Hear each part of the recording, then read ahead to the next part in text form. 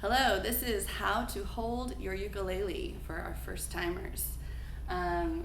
This is your whole list. We're going to go down it together. So the first thing you want to do is take your left hand and hold the neck. This is the neck of your instrument. Now I do have some people in my class sometimes that want to play reverse-handed because they are left-handed. So they're going to have to switch all these lefts to rights and all the rights to lefts and go that way. You can also think of it as a mirror of the video, and you should be able to just direct copy. This is going this way, this is going that way, okay? Otherwise, left hand on the neck, okay? Your right hand is gonna be on the body of your instrument. This is the body, the neck, the headstock, okay? Put your right hand on the body of the instrument. Your left thumb pad is this part right here. This is the side of your thumb. This is your thumb pad. It's a little squishy. The thumb pad on the back of the headstock. So right here is the back of the headstock where we have our tuning pegs. We're going to take our left thumb and we're going to put it right about there at the base of the headstock. Flat thumb. Don't do a sides, just the pad of your thumb on the headstock. Your left fingertips are going to go onto the fretboard. Remember, this is your fretboard in here. As needed. And I say as needed because I didn't assign a specific chord or note to play. So you have to think, what am I going to play? Well, the first thing I learned in class is C major. So I could take my third finger, I can put it on my A string on the third fret. 1, 2, 3, right there, third fret. So I'm putting my thumb on the back of the headstock, I'm putting my third finger in the third fret of my A string, and I can now pinch the ukulele between those 2 points to hold it steady. What I want is to not have anything else touching. My fingers are loose and ready to work on any other chords that are next, and the palm of my hand is not touching my instrument. So one thing you can do is make a C with your hand, stick that thumb out, put the thumb on the back of the headstock, third finger in, and there you go, is that C to keep your hand off the neck.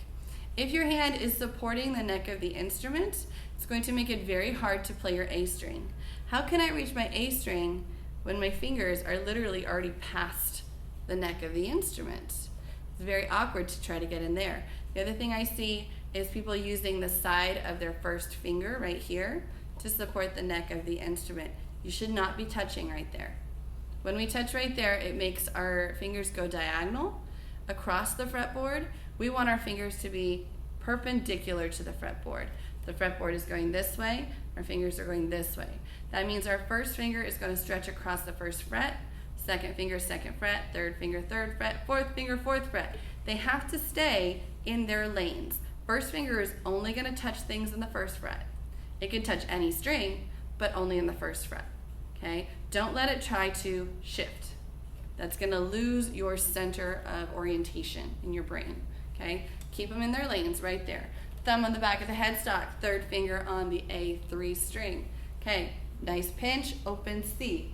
Here we go. The angle of the instrument with the neck is going to be at a 45-degree angle. So when you think guitars are generally played a little bit more horizontal. Sometimes they have a little tilt to them, but it's more low on this plane.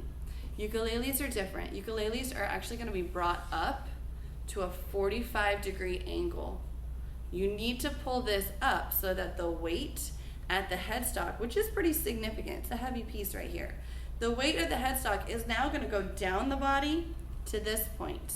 So when you're sitting, this can rest here on your leg and the weight is pressing down, leaving these fingers free to move around without too much effort. If your headstock is not at a 45-degree angle, this starts to get very heavy. And that's when your finger starts to support in the crook of your hand. So when you find that happening, this mistake, you're just gonna check your angle. Move your angle up. Oh, I'm free again. It's great. Okay, right forearm. So take your right hand. This is your forearm right here. Your forearm is going to press the body of the instrument near the bridge. Remember, this walnut piece is the bridge, but not on the strings, to your body. Okay, so take your forearm, put it around your instrument down here and press it to your body. Okay, if your forearm is on the strings, they won't play. You've dampened them and they are turned off. So we want to get our forearm below that, near the bridge area, so our strings play. Okay, left hand, thumb, third finger on the A string, 3rd fret, right forearm on the body. That means your right hand is loose and free to strum. Don't use the right fingers to hold the ukulele. I often see people giving a death grip right here. They're like, I got it. It's like this, and I'm holding it. The instrument's actually very light. So if you've got that 45-degree angle, you've got your good position in a pinch right here, your forearm is pressing it to your body, you can stand up and walk around. Like, it's not gonna fall. All right, try that. Stand up, see if you are holding it tight enough that it's not going anywhere, and give this arm a little shake, and try not to drop your instrument at the same time. Okay? Hopefully it works. You may need to adjust where on your body the instrument is pressing in, depending on the shape of your body and the size of your instrument. Some of us may find it more comfortable to play it nice and high up here. Some of us want to play it a little lower. That's fine. You find what works for your shape of your body and what's comfortable for you, but you have to get your hand here, open C, thumb on the back of the headstock. You got to get your forearm down here so that it's pressing in. Now I'm going to show you how to use a strap, which is going to support the entire weight of the instrument and let both hands find a lot more freedom. Okay, so learn this first, and then if you want to, buy a strap to attach to your instrument. All right, this is the strap that I bought for my instrument. It cost about $10. It's not super expensive. All the borrowed ukuleles do have a button. It's called a button right there, which is for the strap to go on. So it has like a button hole in this piece of leather, and it goes over this little plastic piece, which is nailed into the body. And then this one has a leather strap right here. And what I did was I put it beneath the strings on the headstock above the nut. And it has, once again, like a buttonhole right here and a little silver peg. And so I'm going to thread it through this little elastic piece here just to keep it flat, make it nice and tight. And then I'll put it through like that.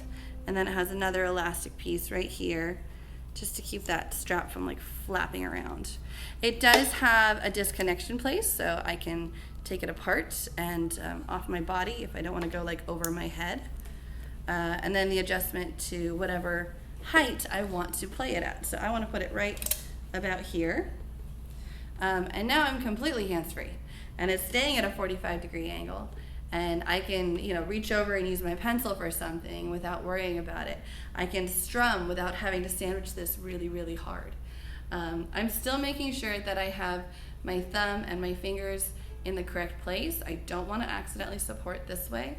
I don't want to close my hand and hold the neck with the palm of my hand. But now there's like a neck strap in the way a little bit. So it does change exactly where I put my thumb. Sometimes my thumb is on the neck strap. It just took a while to get used to, but it was fine. But it's much easier to play if I don't have to press it here. So there's several different types of neck straps. This is one version. There are other versions that include a second button over here. It could be on the neck or on the body in this area. And there's another one that I'll show you that has a little hook on one strap. It's a little strange. All right, this is a different kind of neck strap. This one came with the Hold the ukuleles that I use for my borrowed everyday ones. It has a single loop for your head, so that goes around your neck here. And then it has this little hook. And it took me a minute to figure this one out. I had to look it up.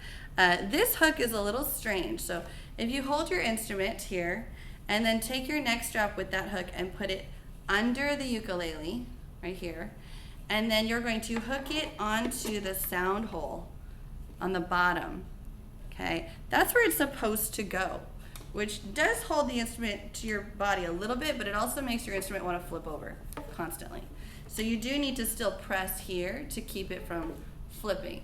But let's say you just wanted to write something down real quick. You could just do this and not have to hold it with two hands. I still have to support the neck or it like falls. So that's a problem. And for me, it doesn't matter like where I adjust this. I always feel like it's too low. So this one was like a no-go for me. But it is one of the free neck straps that generally come with packaged instruments. When you get an instrument with a case and a tuner and a neck strap, it's probably one of these and not one of these. So I did the upgrade to get the $10 nice one with the leather pieces here that connects. When you buy this one, if you don't have a button on your instrument to hook it onto, it generally comes with the button so that you can install it into your instrument and use it. So that's two different ways to do it. There are more. There are ones that use shoelace strings up here.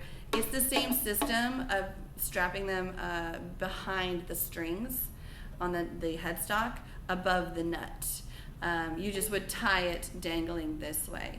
That would drive me crazy, having strings hit my fingers all the time, so I didn't want to do that.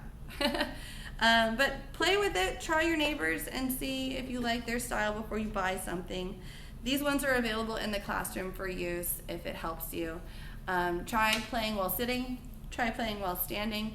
I highly recommend that you walk around your house playing just to get used to that sandwiching the instrument to your body so it doesn't fall. I did that during COVID. I just randomly would walk around just trying to play, trying to get used to chords, going back and forth between a couple chords, getting them in my body and my brain so they became automatic. And now I don't have to worry about my positioning. I can just hold the instrument without thinking. So it takes a little time and a little practice, but you can do it.